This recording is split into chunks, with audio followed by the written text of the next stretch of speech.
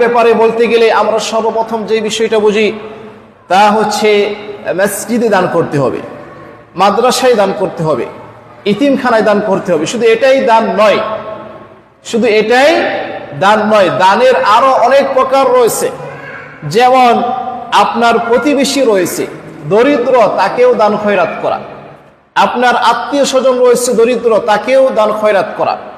আজকে আমাদের সমাজের দিকে যদি আমরা লক্ষ্য করি তাহলে দেখবেন যে আমরা শুধু মসজিদ মাদ্রাসায় নিয়ে দান ব্যস্ত থাকি, কিন্তু আমাদের পাড়া প্রতিবেশী যারা আছে দরিদ্র মানুষ, তাদেরকে দান খয়রাত করার ব্যাপারে আমাদের কোনো চিন্তা ভাবনা নেই।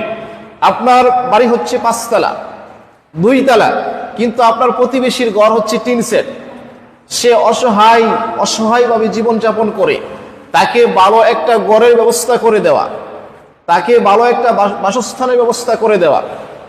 এই ঈদে আপনি মার্কেটিং করবেন 10,000 টাকা, কিন্তু আপনার পাড়া প্রতিবেশী বা আপনার নিকট আত্মীয় যারা দরিদ্র, সে 500 টাকার মার্কেটও করতে পারবে না, তার দিকে আপনার কোনো ভূক্ষেপ নাই। আপনি মসজিদে 50,000 টাকা দান করে দিয়েছেন, এতেই কি আপনার দানটা হয়ে গেল?